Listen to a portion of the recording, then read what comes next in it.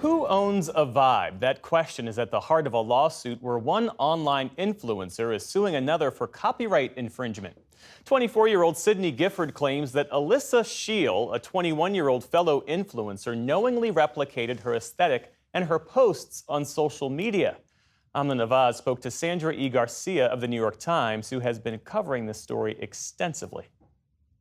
Sandra E. Garcia, welcome to the News Hour. Thanks for being with us. Hi, glad to be here. All right, so let's start with these influencers, Sydney Gifford and Alyssa Scheel. Just tell us a little bit more about who they are. Alyssa Scheel is a 21-year-old influencer who, uses her time to suggest things that her followers should buy off of her Amazon marketplace. Sydney Gifford is similar to her in that way. They're both, young women looking for items to inspire people to buy on their social media accounts. And their vibe, their aesthetic is what? How would you describe what it is that they're putting out to their followers? The way they would describe it themselves is very minimalistic, beige, not very busy, cool girl, oversized sweaters, chunky knits, clear sort of plastic Amazon basics. They like things to look very clean and neat.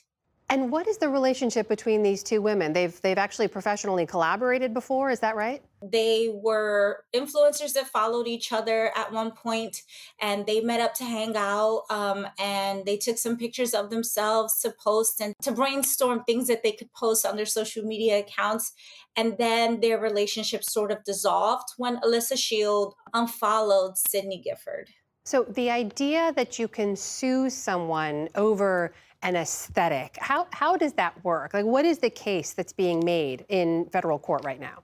Well, Sydney Gifford noticed that Alyssa's post started looking a lot like hers a year after their initial hangout, whether that is the aesthetic, the vibe, the minimalistic style, the clean style, even at some point, some poses and some outfits she details in her lawsuit that she filed. The lawsuit basically says that she got her vibe, her whole look from Sydney Gifford. And Sydney is saying that she has infringed on her profit, right? Because they use their social media accounts to promote their Amazon marketplace where they can influence people to buy things off of Amazon, and Amazon pays them a commission to do so. And because of that, Sydney has brought this lawsuit in federal court against Alyssa. And in your reporting, you quote a professor of intellectual property law who explains that in this whole online space, there's an idea that you are both a creator and a borrower. So how hard is it to lay claim to an aesthetic, something intangible like a vibe?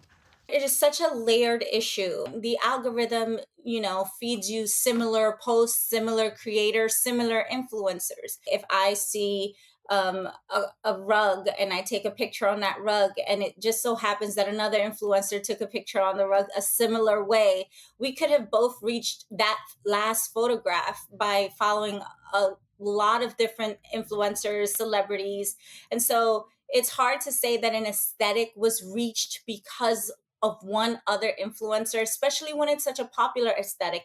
The minimalistic, beige, concrete, neat, clean girl look is very popular right now. And the algorithm is feeding followers and influencers the same kind of posts.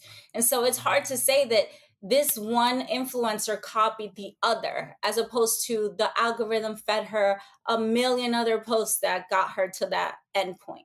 And as you've noted in your reporting, there's an entire economy built around this kind of content creation. So when it comes to this legal case, what's at stake here? What's the potential impact of how this case goes? It is an unprecedented case, and it could really change the content creator world and the economy, because influencers can now be beholden to copyright law, and they would have to be careful how they arrange things. If one person owns an aesthetic, then another person can say they own another aesthetic, and suddenly we're not building on these different vibes and social media looks.